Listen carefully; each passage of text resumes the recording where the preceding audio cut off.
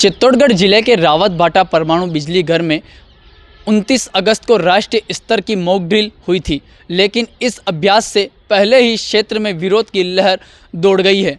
NDRF और प्रशासनिक टीमों ने रेडिएशन रिसाव का सीन दिखाकर 22 गांवों को प्रभावित बताया, तो वहीं ग्रामीणों ने टूटी सड़कों और पानी और चिकित्सा सुविधाओं की कमी पर सरकार और एनपीसीआईएल के खिलाफ आक्रोश जताया है।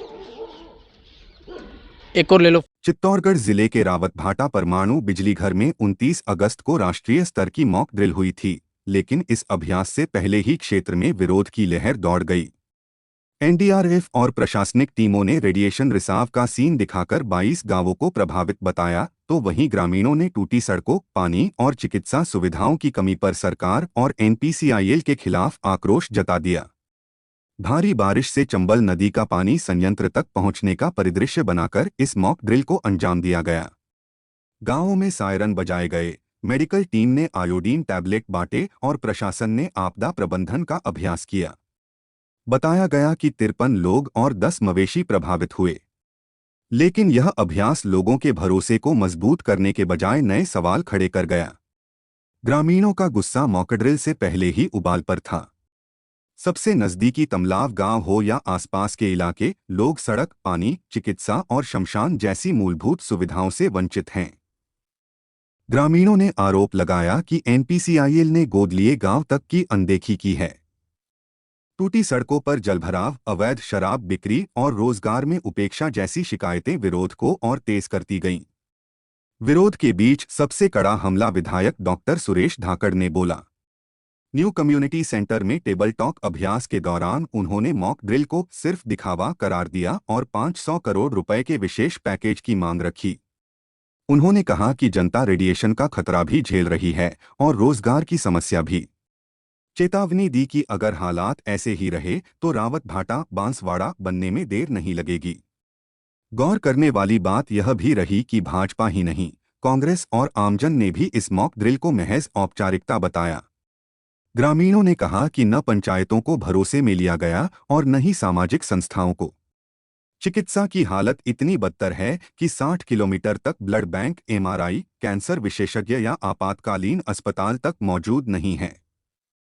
29 अगस्त को हुई इस मॉक ड्रिल ने साफ कर दिया कि सिस्टम की तैयारियां कागजों में भले बेहतर दिखें, लेकिन जमीनी हकीकत बिल्कुल उलट है। आज तक भी यही सवाल गूंज रहा है, अगर असली आपदा आई तो जनता को बचाएगा कौन? अभी बांसवाड़ा में प्रोजेक्ट आपके ध्यान में होगा, किसी को कितना विरोध हो रहा है? हमारे यहाँ कोई विरोध नहीं, और मैं कह रहा हूँ विरोध होगा तो हम सब लोग आपके साथ, ये जितने लोग खड़े हैं इनसे भी आपको 5000 लोगों की जरूरत पड़ेगी, तो साथ लेके खड़े रहेंगे यहाँ। और लाना प्लांट तो लाइए, लेकिन इस क्षेत्र के डेवलपमेंट के लिए 500 करोड़ रुपए का आपको खर्चा करना पड़ेगा। ये एक दिखावा ही है मेरे हिसाब से, और शायद रावत भाटा के हिसाब से, ग्रामीणों के हिसाब से। अगर आपदा आती है इनके मॉक ड्रिल का इसका मतलब ही नहीं है। आपदा आती है, पूरे रोड टूटे हुए हैं, अगर कोई अचानक जाना पड़े एम्बुलेंस जाएगी कैसे जाएगी? उस पर 85 ब्रेकर बने हुए हैं, कोई हॉस्पिटल की सुविधा नहीं है। अगर एक डिलीवरी भी होती है उसको भी ये लोग जब कोटा रेफर कर देते हैं, तो आपदा में तो कैसे करेंगे? क्या जान बच पाएगी? इन लोगों को रोजगार नहीं है, पानी की सुविधा नहीं है, बिजली की सुविधा नहीं है। उसके बाद अगर ये मॉक ड्रिल लगा रहे हैं तो ये दिखावा रावत भाटा को नहीं चाहिए। इसका विरोध ग्रामीण भी कर रहे हैं, शहरवासी भी कर रहे हैं, और हम सब भी इसका विरोध करते हैं। पूर्व में भी जो मॉक ड्रिल हुई थी, इनके जो एनएफसी प्लांट में मॉक ड्रिल की गई थी वो पूरी तरह वो भी फेल था। लाइटें चल रही थी उनके एनएफसी प्लांटों के अंदर, खतरा उस प्लांट को है, उनकी ही लाइटें वो बंद नहीं कर पा रहे थे। इनकी आवासीय कॉलोनी के अंदर जब मॉक ड्रिलों के लिए गए अधिकारियों को, तो ऐसा सुनने को मिला कि वहां के जो साधन है लोगों को बचाने के लिए फायर के, वो जुगाड़ पर चलाए जा रहे हैं। और दूसरी बात, जब हमारे क्षेत्र में लोकल स्थानीय नगर पालिका द्वारा क्षेत्र की लाइटें बंद कराई गई तो पूर्ण रूप से प्रशासन ने बंद करवाई, लेकिन इनकी कॉलोनियों में और इनके आवासीय कॉलोनियों में लाइटें पूरी तरह से बंद नहीं हुई। इसलिए हम इसका विरोध करते हैं कि ये मॉक ड्रिल जो हो रहा है, इसलिए हम इसका विरोध करते हैं कि खतरा प्लांट को है, उस प्लांट को ही ये मॉक ड्रिल में फेल कर रहे हैं। और दूसरी बात कि जो हमें उच्च स्तर की जो चिकित्सा चाहिए होगी ऐसी घटना के बाद, वो बिल्कुल फेल है। हमारे रावत भाटे में ऐसी चिकित्सा सुविधा भी हमें नहीं प्राप्त होती है। ये सब फॉर्मेलिटी है, कोई काम की नहीं है, कोई मतलब नहीं है इन सब चीजों का। आपने किसी जनप्रतिनिधि को इसमें साथ में नहीं लिया। आप बाले बाले ही अपने डिपार्टमेंट के थ्रू ये सब जो कार्रवाई कर रहे हैं, इनका कोई मतलब नहीं है। रोड यहाँ पे है नहीं, सबसे जो बेसिक पॉइंट है, आपके पास रोड नहीं है, किधर से भागोगे आप इमरजेंसी में?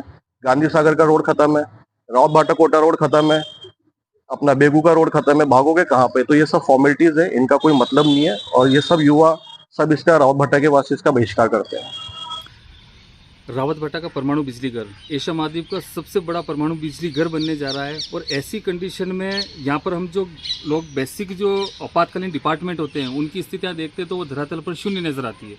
आज हम लोग देखते हैं यहाँ की सड़कें, इस रावत भाटा का जो ये क्षेत्र है इसमें निकलने के जो चारों रास्ते हैं वो चारों रास्तों पर वन वे सड़क है।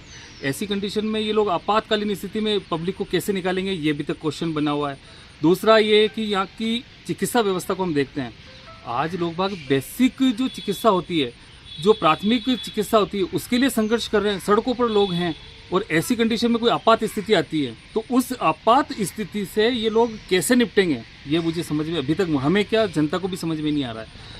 तीसरा पॉइंट ये आता है कि यहाँ का परिवहन, यहाँ पर परिवहन के साधन मौजूद नहीं है। आप 1 लाख के ज़्यादा की आबादी के ग्रामीण क्षेत्रों में पब्लिक भरी हुई है, उनको विस्थापित कैसे करोगे आपातकालीन स्थिति में? ये प्रशासन, इस बात का तो जवाब प्रशासन दे कम से कम। तो आपातकालीन जो मैनेजमेंट है मेरे हिसाब से शून्य पर है। ऐसे समय में मॉब ड्रिल को छोड़कर सबसे पहले बेसिक जो आपातकालीन डिपार्टमेंट है उनकी व्यवस्थाओं पर प्रशासन ध्यान दे। रावत भाटा इंसिडेंट कमांडर साहब की ओर से निर्देश मिले थे कि sector E, sector M, sector A और सेक्टर आई में रेडियोधर्मी विकिरण का रिसाव हुआ है, तो उसी के मद्देनजर हमने 16 गांव में टीमें भेजी है जिसमें शेल्टरिंग और ओपन फूड कंजम्पशन को पे प्रतिबंध लगाया गया है। इसके साथ में ही उनके पेयजल की और उनके खाने पीने की व्यवस्था की गई है। प्राप्त निर्देशों के अनुसार जो हमारा थमलाव गांव है वो प्लांट के सबसे नियरेस्ट गांव है, 4 किलोमीटर, तो हमें यहाँ का इवैक्यूएशन के डायरेक्शंस मिले थे। उसी के क्रम में हमने इस मॉक एक्सरसाइज में वहाँ के लोगों को हम इवैक्यूएट करके या डिकंटामिनेशन सेंटर पे लेके आए हैं। यहाँ 1 बाय 1 सबका डिकंटामिनेशन करते हुए हम इनको हमारी जो रेलिंग पोस्ट है जो हमने रामगंज मंडी में बनाई है वहाँ हम इन्हें लेकर जा रहे हैं। ये कृत्रिम अभ्यास जो है ऑफसाइड डोमेन में किया जा रहा है, इसमें परमाणु बिजली घर के कारण जो आपदा स्थिति उत्पन्न हुई है उसके कारण तमलाव जो गांव था उसमें इवैक्यूएशन का प्लान किया गया है। तो उसके पहले उसमें आईटीवी डिस्ट्रीब्यूशन, शेल्टरिंग, ये सारा काम हो गया है और फिर इवैक्यूएट करके जो ग्रामीणों को लेके जा रहे हैं। तो ये आपका डिकंटामिनेशन सेंटर यहाँ पे सेट किया है और डिकंटामिनेशन सेंटर में उनको जो है पूरी तरह से शावरिंग करके पूरा उनका डिकंटामिनेट किया जाता है। फिर उनको वापस जो है बैठा के और आगे जो रेलिंग पोस्ट है रामगंज मंडी की तरफ वो वहाँ पे लेके जाएंगे। तो ये इस प्रक्रिया का एक पूरा एक पार्ट है और उसी के तहत ये कार्यवाही हो रही है।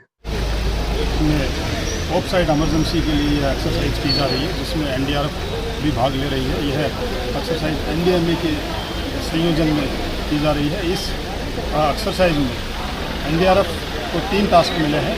इसको अमला गांव में डिकंटेमिनेशन की कार्रवाई करवाने के लिए, प्लस यहाँ पर आप देख रहे हैं कि हमने डिकंटेमिनेशन टेंट अपना लगाया है जिसमें कि हम अपना पीपीडीओ लगाकर डिकंटेमिनेशन की कार्रवाई हम लोगों को दिखाएंगे। इसके साथ ही हमने यहाँ पर अपना इक्विपमेंट गैलरी भी यहाँ पर लगा रखा है जिसमें जो भी इक्विपमेंट हमारे एनडीआरएफ के पास हैं उन सभी को हमने यहाँ पर डिस्प्ले किया है और उन सभी हम बच्चों को और जो भी यहाँ पर उपस्थित हुए हैं उन सभी को हम लोग दिखा रहे हैं। 29 अगस्त को हुई राष्ट्रीय मॉक ड्रिल जनता को आश्वस्त करने आई थी, लेकिन इसने सिस्टम की पोल खोल कर रख दी। टूटी सड़कें, चिकित्सा का अभाव और सुविधाओं की कमी के साथ साथ स्थानीय बेरोजगारी का मुद्दा, जो कि जनता के पास सवाल तो बहुत है लेकिन समाधान अभी भी अधूरा है। सहयोगी विजय सिंह के साथ चंद्रेश जैन, स्टार मंथन, रावत भाटा, चित्तौड़गढ़।